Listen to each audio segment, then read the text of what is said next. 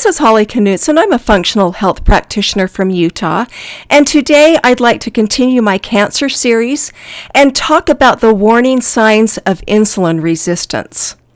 Did you know you can have insulin resistance and not know it?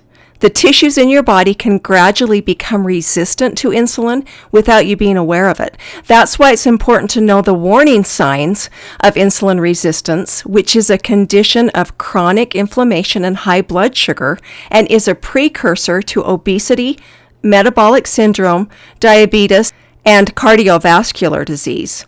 Low-grade inflammation and blood sugar disruption is a risk factor for many diseases, including cancer.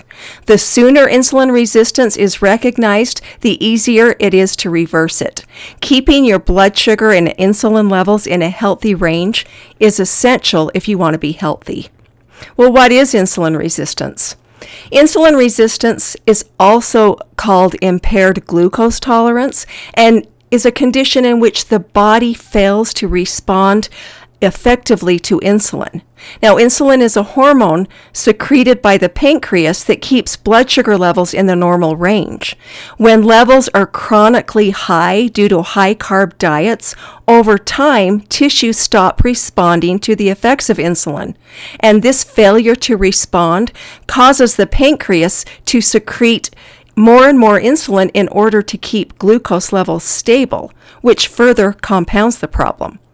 Blood sugar levels are able to remain stable as long as the pancreas can continue to crank out enough insulin to enable glucose to enter the cells.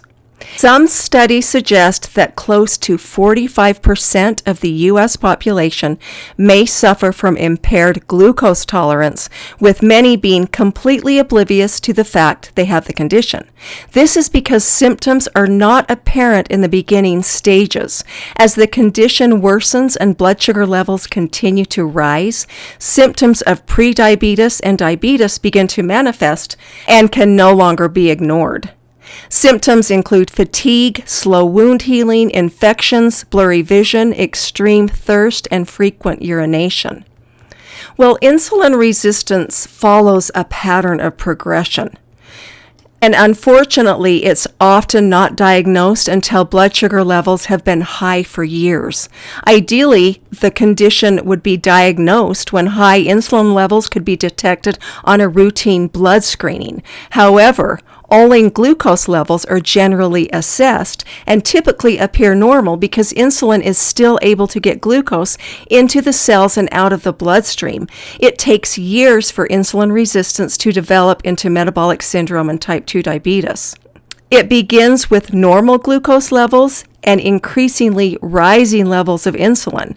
As the degree of resistance progresses, insulin levels gradually begin to fall, with blood sugar levels gradually climbing. At this stage, both insulin and glucose would appear to be in the normal range on a blood chem panel. And so people think, oh, I'm normal, I can continue doing what I've always done. But when people are told they're normal, they just continue to live their lives as they did before without making changes.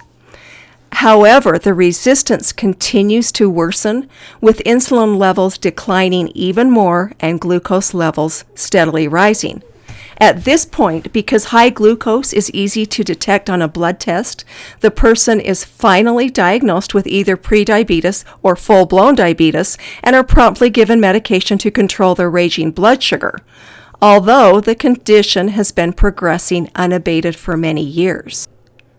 Some signs of insulin resistance are easier to recognize than others.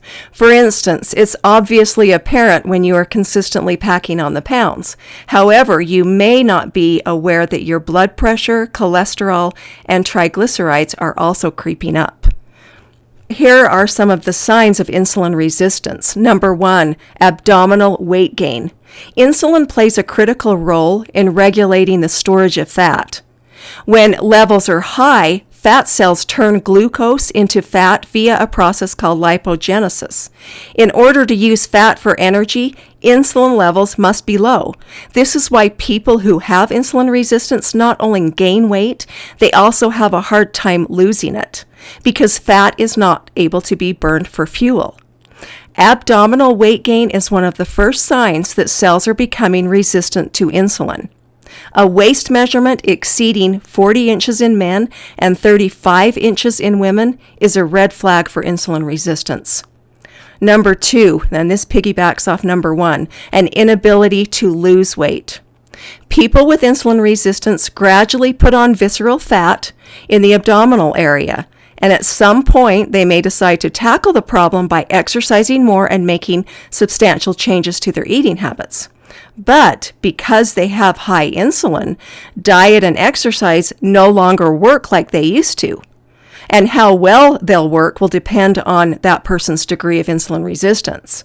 Because insulin regulates the burning and storage of fat and levels need to be low to burn fat for energy, a significant drop in weight will not occur until insulin levels are reduced. And this can be really frustrating because it can take, depending on their degree of insulin resistance, quite some time before the scale starts to budge. Eating fewer carbs and increasing activity levels are mandatory for lowering levels of insulin. Even if you don't see results in the beginning, changes are happening in the body. Number 3, cravings for carbohydrates. Insulin is an anabolic hormone, and that means it's a building hormone. And high levels of it can cause intense cravings. We all have cravings sometimes, with mineral deficiencies and hormonal swings being common culprits. It's unusual for people to satisfy their cravings with healthy fat and mineral-dense foods. Instead, what do most people eat? Carbs, and this only intensifies the problem. People with insulin resistance often have cravings even after they've eaten a balanced meal. If they give in to these cravings, which they will sometimes, the pancreas will secrete more and more insulin to keep blood sugar levels stable, and this makes the cells further resistant to insulin. Number 4, high glucose and high insulin. Many people have high blood sugar or high insulin and have no clue that their levels are high. A comprehensive blood chemistry panel can provide vital insights into how glucose and insulin are behaving. A normal fasting glucose should be under 100 milligrams per deciliter. Levels between 100 and 125 are indicative of prediabetes, and numbers over 126 signal diabetes. Insulin resistance is also associated with gradually rising blood pressure. Readings over 130/80 are cause for concern, especially if the numbers continue to rise. Insulin resistance is associated with gradually rising blood pressure. Readings over 130/80 are cause for concern, especially if the numbers continue to rise. Although it's not possible to assess your insulin levels from home, it is possible to check your fasting and after-meal blood sugar levels by using a glucometer. You can also keep an eye on your blood pressure by checking your levels periodically using a reliable blood pressure monitoring system. Number 5, high triglycerides and low levels of HDL. Elevated triglycerides and low levels of HDL cholesterol are both warning signs of insulin resistance, especially in conjunction with high glucose and insulin. Triglycerides are a common type of fat found in the blood that function as a primary energy source. Excess calories, either in the form of protein, fat, or carb, are stored as triglycerides to be used at a later time. When they're high, it's usually the result of eating more calories than are burned and can be a sign of insulin resistance or metabolic syndrome. Normal amounts of triglycerides are necessary for optimal health, but levels should not exceed 150 milligrams per deciliter. Insulin resistance is associated with low HDL cholesterol, which is the so-called good cholesterol, because it scavenges bad cholesterol from the bloodstream and protects the endothelium of blood vessels. This is significant because damaged endothelium, which is the inner lining of blood vessels, can lead to arteriosclerosis, heart disease, and stroke. High levels of HDL decrease cardiovascular risk, whereas low levels increase risk.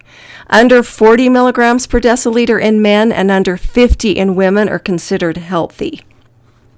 Number 6, a subtle symptom of insulin resistance is a skin condition called acanthosis nigricans, and this is characterized by dark, velvety patches on the skin.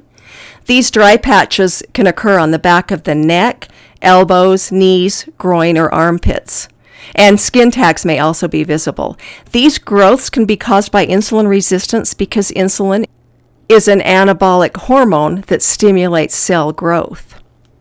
And number 7, increased urination and extreme thirst. These are common symptoms of the early stages of diabetes, which is a result of years of insulin resistance.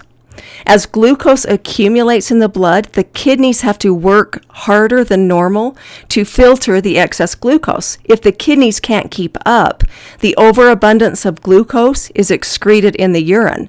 Well, not only urine is secreted, but other fluids as well. And this leads to dehydration and abnormal thirst. This initiates a cycle of increased urination and even more thirst. In summary, millions of people in the U.S. have insulin resistance, prediabetes, or diabetes. Initially, it's hard to tell that you have insulin resistance. Over time, though, it can lead to abdominal weight gain, an inability to lose weight, and out-of-range markers on a blood chemistry panel, including high fasting glucose, high triglycerides, and low HDL cholesterol. It's vitally important to be aware of these warning signs of insulin resistance because the earlier the condition is diagnosed, the better the response to changes in lifestyle. Do you have any symptoms of insulin resistance? Please take time to leave a comment below this video. Thanks so much for watching.